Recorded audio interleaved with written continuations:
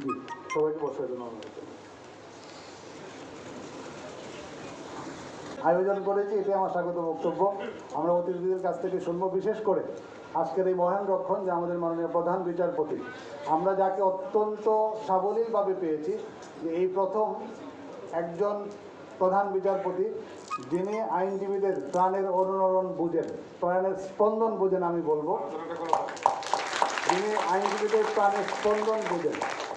এবং আইনজীবীরা মাননীয় প্রধান বিচারপতির কাছে অনেক কিছুই আশা করে, আমাদের অনেক দাবি দাওয়া আছে, কিন্তু আজকে শুধুমাত্রই সেমিনার, এবং আমরা চাই যে আইনজীবীদের শিক্ষাগত যোগ্যতা অর্জন করে সবাই এখানে আমরা আসছি। আমি জানি এখানে অনেকেই বসা আছেন যারা অক্সফোর্ড থেকে পাশ করে এসেছেন, হার্ভার্ড থেকে পাশ করে এসেছেন, ঢাকা ইউনিভার্সিটিতে সহ বাংলাদেশের স্বনামধন্য বিশ্ববিদ্যালয় থেকে অনেকেই পাশ করে আসছেন, কিন্তু আমাদের প্র্যাকটিক্যাল বৃন্দ এবং সিনিয়র আইনজীবীদের কাছে আমরা সেই আকুতি রেখেই আজকের অনুষ্ঠানের মাননীয় প্রধান বিচারপতি, প্রধান অতিথি বাংলাদেশের মাননীয় প্রধান বিচারপতি জনাব ওবায়দুল হাসান স্যারকে স্বাগত আজকের অনুষ্ঠানের প্রধান বক্তা হিসাবে এবং উদ্বোধক হিসাবে বক্তব্য রাখার জন্য অনুরোধ জানাই।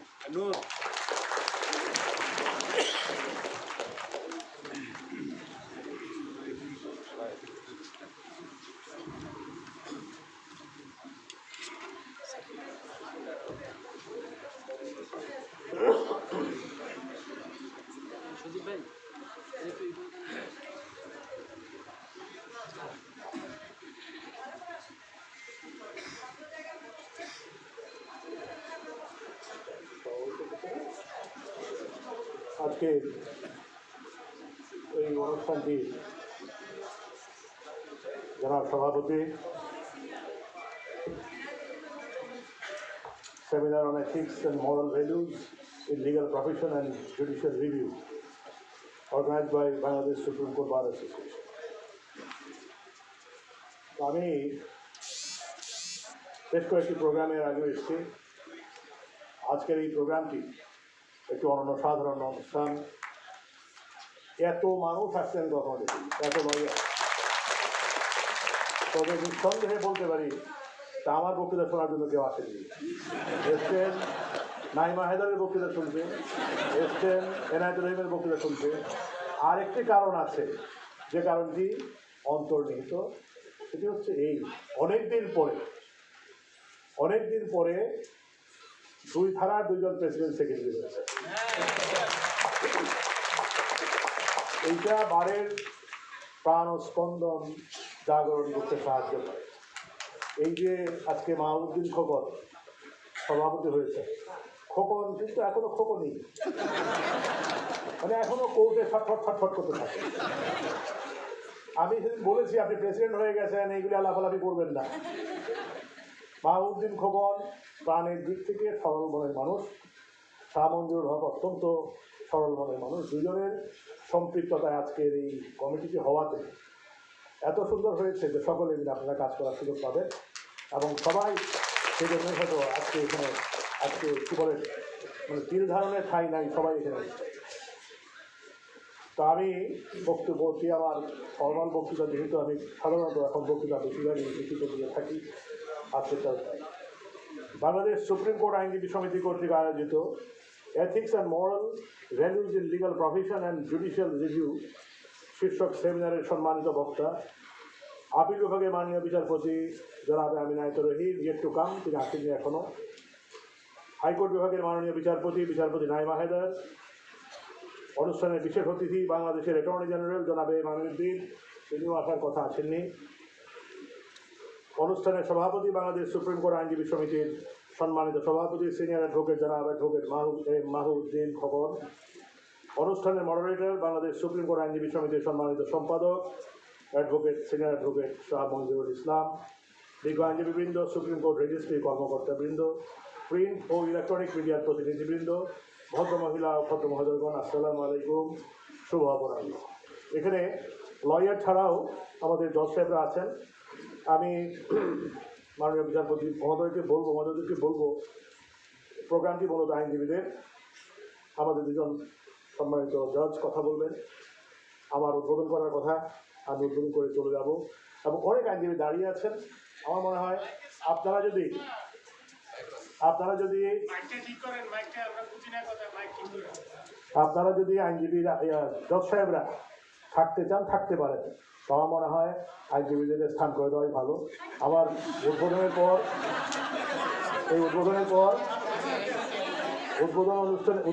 ঘোষণার পর আপনারা যদি আমাকে ফলো করেন আমি খুশি হব, বাকিরা করতে পারেন।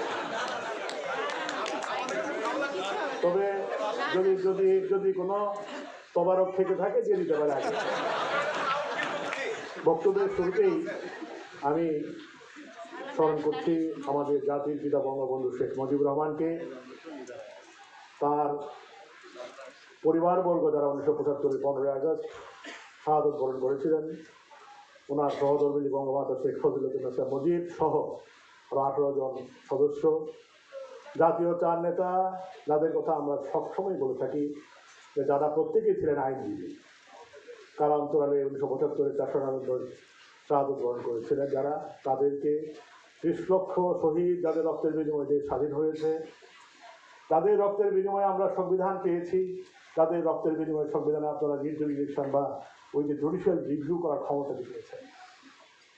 স্মরণ করছি আমরা ভাষা আন্দোলনে যারা শাহাদত বরণ করেছেন তাদের সকলকে, এবং যে সকল মা বোনের আত্মত্যাগের বিনিময়ে আমরা স্বাধীনতা পেয়েছি, সেই 2 লক্ষাধিক মা বোনকে আজকে শ্রদ্ধার সাথে স্মরণ করছি, তাদের আত্মত্যাগের বিনিময়ে আমরা বাংলাদেশের স্বাধীন বাংলাদেশের একটি পতাকা পেয়েছি। আমি বাংলাদেশ সুপ্রিম কোর্ট আইনজীবী সমিতিকে ধন্যবাদ জ্ঞাপন করতে চাই। Ethics and moral values in legal profession and judicial review এর মতো 2টো গুরুত্বপূর্ণ বিষয়ে বারের সদস্যদের জন্য সময় উপযোগী এই সেমিনার আয়োজন করার জন্য। কেন জানি তারা এই নেতৃবৃন্দরা ভেবেছেন যে মোরাল ভ্যালুজ এবং ইন লিগাল প্রফেশন এটা আবার আপনাদেরকে স্মরণ করিয়ে দিতে হবে। তাইলে বোঝা যাচ্ছে এর কিছু ঘাটতি হয়েছে। এই ঘাটতিটা কেন হলো, এইটা তারা যে উদ্যোগটা নিয়েছেন সেই জন্য তাদেরকে আমি আবারও সাধুবাদ জানাই। সেমিনারের মূল সেশনে নির্ধারিত বিষয়ের উপরে যে মাননীয় বিচারপতিদ্বয় আলোচনা রাখবেন তারা দুজনেই আমাদের বিচারাঙ্গনের অন্যতম প্রতিভাবান বিচারক হিসাবে সকলের নিকট পরিচিত ও সমাদৃত। এছাড়া তারা দুজনেই অত্যন্ত সুবক্তা, আমার চেয়ে অনেক ভালো বলেন তারা দুজনে, সেই জন্যই আপনারা হয়তো অপেক্ষা করবেন। আলোচ্য বিষয়বস্তুর উপর রয়েছে তাদের অগাধ পাণ্ডিত্য। আপনারা তাদের নিকট হতে আলোচ্য বিষয়সমূহের বিভিন্ন তাত্ত্বিক ও প্রায়োগিক দিক সম্পর্কে বিস্তারিত শুনবেন। তারপরেও আমি এ প্রসঙ্গে 2-4টি কথা বলার চেষ্টা করছি। প্রায়োগিক দিক, মোরাল এথিক্স, ভ্যালুজ আর কি জুডিশিয়াল রিভিউ, এগুলো তো একটা আছে। এর বাইরে একটা কথা বলি, আমার আজকে একটু দেরি হওয়ার কারণ হলো আমি একটা মিটিং করছিলাম। আমার এই মিটিং থেকে বেরিয়ে আমার অফিসাররা আছেন আমার সাথে, আমার মাথা খারাপ হয়ে গেছে। এই কথা ছিল NTMC, যেটা ন্যাশনাল টেলিকমিউনিকেশন একটা বলে সবটা মিলে, NTMCর যে হেড মেজর জেনারেল জিয়া, তিনি এসেছিলেন একটা বিষয় দেখাতে, এইসব প্রযুক্তি আমরা যাতে ইন্ট্রোডিউস করি। তিনি বললেন তার কাছে পৃথিবীর 550 কোটি মানুষের ডাটা আছে। জাস্ট লিখবেন জাস্টিস শেখ হাসিনা, একেবারে 14 গোষ্ঠী বেরিয়ে যাবে। দেখালেন আমাদের, এই যে দেখেন স্যার, শুধু লিখবেন আকরাম হোসেন চৌধুরী, অথবা দেখার দরকার নাই, মোবাইল নাম্বারটি লিখে দেবেন, কয়টা বিয়ে করেছেন সেটাও আসবে। অবাক কাণ্ড, পৃথিবী কোথায় চলে গেছে। এবং এই পৃথিবীর এই যে জ্ঞান বিজ্ঞানের বহুত উন্নতি, তার সাথে সাথে কিন্তু আইনের শাখা উপশাখা অনেক কিছুই বাড়ছে। আমাদের দেশে কিন্তু সেটার খুব একটা ডেভেলপমেন্ট হচ্ছে না। আমি তো এখানে পড়াশোনা করা মানুষ, যারা বিরাজে পড়াশোনা করে আসছেন, আমাদের নাইমা হায়দার, হাসান আরিফ, এরকম আমাদের সাইফুর রহমান, কি রাজশাহী বিশ্ববিদ্যালয়, ঢাকা বিশ্ববিদ্যালয়, কোনটা, অক্সফোর্ড। এই যে তারা যদি আমাদের লয়ারদেরকে যদি শিক্ষা দেন, জ্ঞান দেন, বা জ্ঞান আহরণ করে এসে জ্ঞান দেন, তাইলে মনে হয় আমাদের দেশ আরও আগাবে। আমি সত্যি আজকের এই প্রোগ্রামটি দেখে আমার মাথাটা আসলে ঘুরে গেছে যে আপনি জেলখানায় যাচ্ছেন, জেলখানায় কতজন কয়েদি আছে, জেলখানায় রেপ কেসের আসামি কতজন আছে, আজকে হিসাব দিল তো আমাদেরকে 3000 কতজন, আমরা বলতেই পারবো না, আমাদের কিছু কোনো কোর্টই বলতে পারবে না, কিন্তু স্টেট বলে দেবে এতজন আছে। তারপরে আমাদের এই যে এখানে রুবেল আছে, আমাদের আইটি এক্সপার্ট। রুবেলের কয়টা মোবাইল সিম আছে বলে দিল, আপনার 6টা সিম আছে, এইটার নাম্বার, এইটার নাম্বার। বললাম না আপনাদের একটি নাম্বার, একটি নাম, একটি ঠিকানা যদি বলেন সব বেরিয়ে যায়। এরকম ডাটা আছে তার কাছে। পৃথিবীতে 750 কোটি মানুষের মধ্যে 550 কোটি মানুষের ডাটাই তাদের কাছে আছে। বলে যে ডিজিটালাইজ করাটা খুব সহজ, খুব কঠিন না, আমরা কঠিন করে রাখছি। আইনের যে বিধানগুলো আছে সেই বিধানগুলো যদি আপনারা, যারা নাকি একটু ইন্টারেস্ট আছে, আমাদের তো সময় শেষ, রিটায়ার করার সময় আসতেছে সামনে, আপনারা যারা ইয়াং লয়ার আছেন তারা সেইগুলি যদি পড়াশোনা করেন, সেগুলো অনুধাবন করেন, তাহলে আমার মনে হয় আমাদের দেশ খুব তাড়াতাড়ি খুব আগাতে পারবে, খুব বেশি সময় লাগবে না। এইটা যদি করেন তাহলে কিন্তু আপনার এই যে জুডিশিয়াল রিভিউ বলেন, এথিক্সের কথা তো ভিন্ন রকম, এই জুডিশিয়াল রিভিউ বলেন, কতটুকু রিভিউ আপনি করতে পারবেন বা চাইতে পারবেন, কতটুকু চাইতে পারবেন না, এই সব কিছুই কিন্তু ধীরে ধীরে ধীরে ধীরে আরও প্রকাশিত, আরও পরিষ্কার হয়ে আমাদের কাছে।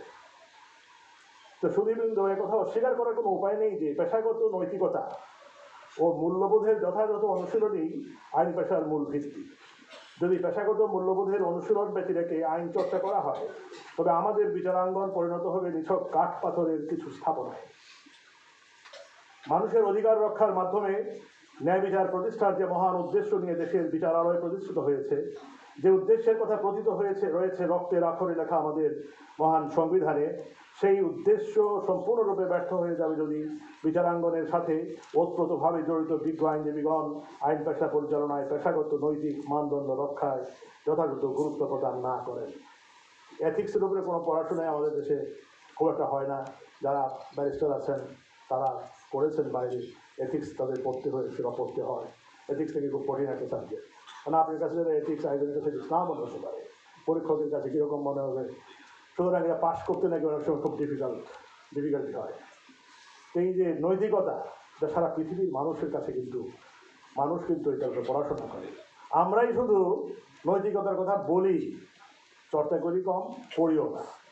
সো এটা তো ডেফিনেটলি একটা খুব ইম্পর্টেন্ট একটা ইস্যু, এবং সেই জন্য আজকে তারা যে আয়োজনটি করেছেন এটা আবারও তাদেরকে ধন্যবাদ জানাতে হয়। আমাদের সমাজের সবচেয়ে অসহায় মানুষেরা তাদের অধিকার প্রতিষ্ঠার জন্য আদালতে আসেন, আইনজীবীদের দ্বারস্থ হন। এই অসহায় মানুষগুলোকে আইনি সেবা প্রদানের যে নৈতিক দায়িত্ব আইনজীবীর রয়েছে, সেই দায়িত্ব পালনে আমাদের সবাইকে মানবিক হতে হবে। মনে রাখতে হবে, আইনজীবী হিসাবে আপনার সাফল্য কেবল মামলার জয় পরাজয়ের ভিত্তিতেই মাপলে চলবে না, বরং আদালতে আইনের ব্যাখ্যা প্রদানে আপনি কতটা মানবিকতা ও উদারতার পরিচয় দিচ্ছেন, কিংবা মামলায় জয়লাভের তুলনায় আপনি ন্যায় প্রতিষ্ঠার গুরুত্ব প্রদান করছেন কিনা, এই বিষয়গুলোই কিন্তু আপনাকে একজন সত্যিকারের আইনজীবী হিসেবে অন্যদের কাছে পরিচয় করিয়ে দেবে। আজ এখানে যারা উপস্থিত আছেন, আমরা সবাই পরীক্ষা পাশের তাগিদে হলেও বার কাউন্সিলের canons of professional conduct and etiquette পড়েছি। পাশাপাশি এটাও সত্য যে সনদপ্রাপ্ত হওয়ার পর আইন পেশা পরিচালনা করতে এসে সেখানে কী কী লেখা আছে তা আমরা অনেকেই হয়তো ভুলে গেছি। এটা কিন্তু কিছুতেই কাম্য নয়। আইন পেশার পেশাগত মানের উৎকর্ষতা কিন্তু কেবল প্রতিকার বা রিলিফে সীমাবদ্ধ নয়, বরং চলনে বলনে জীবন আচরণে যখন আপনি আইন পেশার নৈতিক মানদণ্ডসমূহ অক্ষরে অক্ষরে পালন করবেন, তখনই আপনি একজন পরিপূর্ণ আইনজীবী হয়ে উঠবেন। বিচারপতি এনায়েতুর রহিম এ প্রসঙ্গে আপনাদের বিস্তারিত বলবেন। আমি শুধু কয়েকটি বিষয় আপনাদেরকে স্মরণ করিয়ে দিতে চাই। একজন আইনজীবীর অন্যতম প্রধান দায়িত্ব মক্কেলের গোপনীয়তা রক্ষা করা। উন্নত রাষ্ট্রগুলোতে এ বিষয়টা যতটা গুরুত্ব সহকারে দেখা হয়, আমরা ততটা গুরুত্ব প্রদান করি না। কিন্তু আমাদের এই বিষয়ে সচেতন হতে হবে। আইনজীবীগণ নির্দিষ্ট একটি পরিসরে তাদের পেশাগত কার্যক্রম পরিচালনা করেন বিধায় এখানে প্রতিযোগিতা থাকা স্বাভাবিক, কিন্তু এই প্রতিযোগিতা হয় যেন লিগাল একুমেন অ্যান্ড এক্সেলেন্সের প্রতিযোগিতা। ক্লায়েন্ট বা মামলা নিয়ে হোক, কিংবা ব্যক্তিগত বা প্রফেশনাল জেলাসির কারণে হোক, আইনাঙ্গনে নিজেদের মধ্যে কদর্য প্রতিযোগিতায় লিপ্ত হবেন না। তাহলে আইনের প্রতি, আদালতের প্রতি, আইনজীবীদের প্রতি মানুষের আস্থা কমবে। আপনারা মামলা পরিচালনাকালে আদালতকে যথাযথ সম্মান প্রদর্শন করবেন, আদালতকে মিসগাইড করবেন না। সর্বোপরি বিচারাঙ্গনের একজন অংশীদার হিসেবে সর্বদা বিচারিক শিষ্টাচার অনুসরণ করবেন, আপনাদের জুনিয়রদেরকেও শেখাবেন। সুধীবৃন্দ, আমাদের প্রচলিত বিচার ব্যবস্থার ভিত্তি রচিত হয়েছে ঔপনিবেশিক শাসনামলে। আমাদের কমন ল সিস্টেম প্রকৃতিগতভাবেই অ্যাডভার্সারিয়াল, কারণ এখানে মামলার দুটি পক্ষ পরস্পরের বিরুদ্ধে অনবরত আইনি যুদ্ধে লিপ্ত থাকে। ট্রায়াল শেষে বিচারক সাক্ষ্য প্রমাণের ভিত্তিতে যে কোনো এক পক্ষের অনুকূলে রায় প্রদান করেন। কিন্তু আপনাদেরকে এটাও মনে রাখতে হবে যে আইনজীবী হিসাবে আপনারা কিন্তু অফিসার অফ দি কোর্ট। তাই আইনজীবী হিসাবে আপনাদের পেশাগত দায়বদ্ধতা কেবল মক্কেলকে জয় এনে দেওয়া নয়, বরং স্বচ্ছতা ও জবাবদিহিতার সাথে বিচার প্রক্রিয়া পরিচালনার মাধ্যমে ন্যায় বিচার প্রতিষ্ঠায় অবদান রাখা। আমি এই বিষয়ে একটু বলতে চাই নিজের থেকে যে আমাদের এখানে সেটা খুব একটা দেখা যায় না। আল্লাহ অশেষ রহমত, যেখানে সেই রকম খারাপ কিছু হয় না, কিন্তু সাবঅর্ডিনেট জুডিশিয়ারিতে অ্যাডভোকেট সাহেবদের বিরুদ্ধে অনেক কথা শোনা যায়। তারা প্রপারলি এই ক্যাননস এন্ড এটিকেট যা পড়ে এসছেন তা কিছুই মানতে চান না অনেকেই। এইটা আপনারা যারা সিনিয়র আছেন, আপনাদের দায়িত্ব, আপনারা অবশ্যই খেয়াল রাখবেন।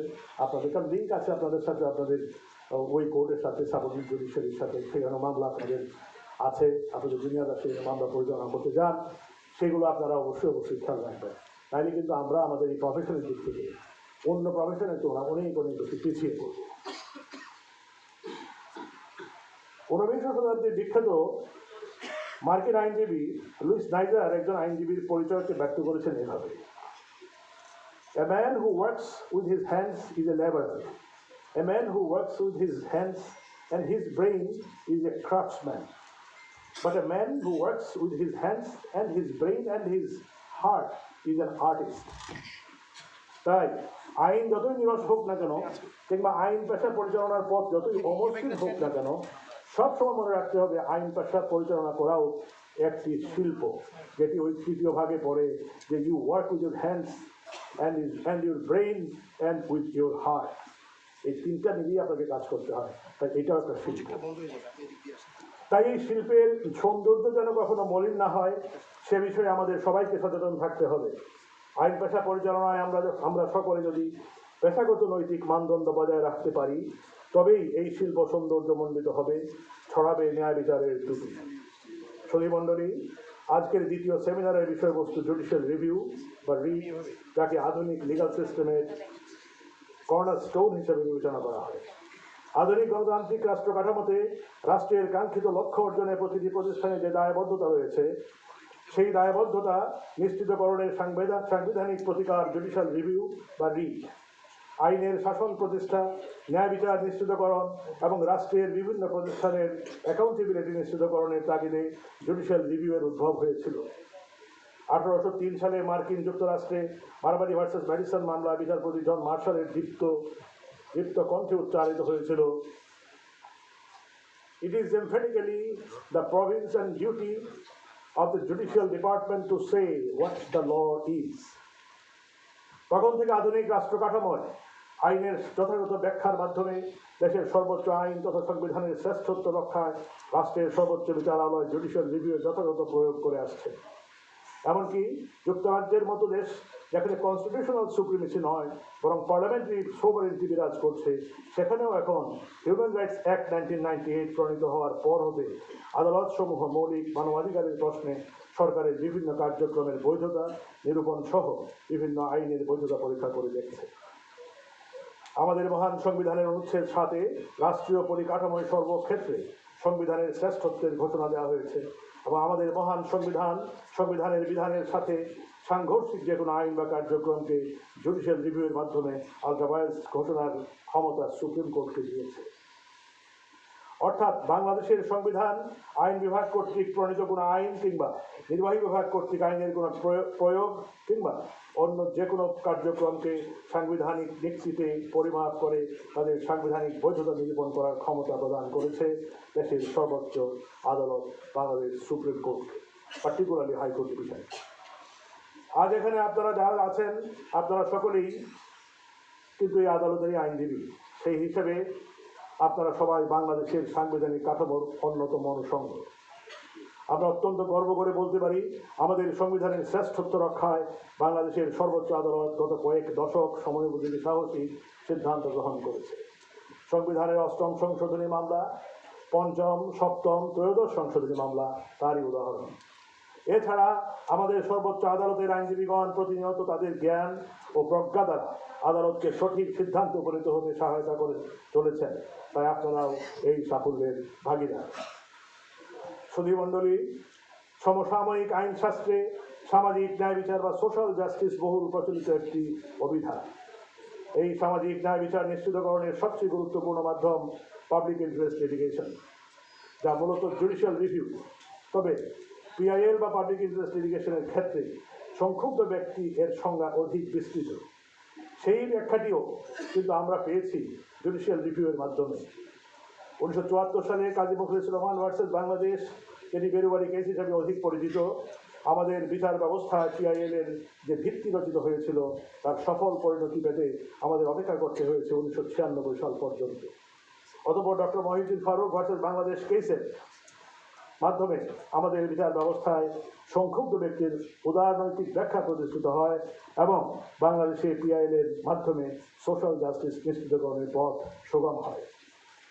আমি নিশ্চিত এখানে আপনারা যারা রয়েছেন তাদের অনেকেই তাদের পেশাগত জীবনে পিআইএল পরিচালনা করেছেন কিংবা কোনো না কোনোভাবে পিআইএল-এর সঙ্গে সম্পৃক্ত ছিলেন। আমি আইনজীবী হিসেবে আপনাদের এই সামাজিক দায়বদ্ধতার প্রতি সম্মান জানাই। পাশাপাশি আপনাদের প্রতি আমার অনুরোধ থাকবে, আপনারা সর্বোচ্চ বিচক্ষণতা প্রয়োগ করে উপযুক্ত কারণে আদালতে পিআইএল পরিচালনা করবেন। কিছুতেই যেন এমনটি না হয় যে নিছক পত্রিকায় নিজের নাম ছাপানোর জন্য কিংবা টিভি চ্যানেলে নিজেকে প্রদর্শন করার জন্য চটকদার কোনো একটা বিষয়ে আপনি অযথা আদালতের সময় নষ্ট করে একটি পিআইএল দাখিল করে ফেলবেন, এটি যেন না হয়। এতে তো জনকল্যাণ হবেই না, বরং আদালতের সময় নষ্ট করে আপনি অন্যান্য বিচার প্রার্থীদের ক্ষতি করবেন। তাই এ বিষয়ে আমি আপনাদের সংযম ও বিচক্ষণতা প্রত্যাশা করছি এবং আশা করি আমার যে সকল আমার ফেলো ব্রাদার্সরা এখানে আছেন, এই ধরনের কোনো অ্যাপ্লিকেশন গেলে যথাযথ কস্ট দিতে যদি অ্যাপ্লিকেশন অ্যাকসেপ্টেড না হয়, আশা করি পিছপা হবেন না। তবে আমার সামনে যে উজ্জ্বল মুখগুলো আমি দেখছি তাদের উপর আমার সম্পূর্ণ আস্থা রয়েছে। আমি বিশ্বাস করি সুপ্রিম কোর্ট বারের এই সম্মানিত সদস্যদের হাত ধরেই আমাদের প্রিয় মাতৃভূমিতে সোশ্যাল জাস্টিস নিশ্চিত হবে। সুপ্রিম কোর্ট আইনজীবী সমিতির যে সকল সদস্যবৃন্দ এই আয়োজনের জন্য তাদের মূল্যবান সময় শ্রম ব্যয় করেছেন, তাদের প্রতি আমি আন্তরিকভাবে ধন্যবাদ জ্ঞাপন করছি। আমি বিশ্বাস করি এই সেমিনারটি বারের সদস্যদেরকে মানুষের কল্যাণে নিবেদিত হতে উৎসাহ যোগাবে এবং সেমিনারের বক্তাগণ তাদের যে দিক নির্দেশনা প্রদান করবেন তা তাদের ভবিষ্যৎ পেশাগত জীবনে চলার পথে পাথেয় হয়ে থাকবে। অনেকক্ষণ কথা বললাম, আপনারা আমাকে শুনলেন, সেজন্য আপনাদেরকে অনেক অনেক ধন্যবাদ এবং এই ধন্যবাদ দেওয়ার মধ্য দিয়েই আজকের এই অনুষ্ঠানটির উদ্বোধনী ঘোষণা করছি এবং এই অনুষ্ঠানটি সফল হবে আশা করছি। সফলতা কামনা করে আপনাদের সকলে প্রত্যেকে পারিবারিক ব্যক্তি জীবনের সফলতা, আপনাদের সন্তান সন্ততি নিয়ে সুখে থাকুন, ভালো থাকুন এবং কোর্টকে প্রপারলি অ্যাসিস্ট করবেন এই আশাবাদ ব্যক্ত করে আমি আমার বক্তব্য এখানে শেষ করছি। জয় বাংলা, জয় বঙ্গবন্ধু, বাংলাদেশ চিরজীবিত।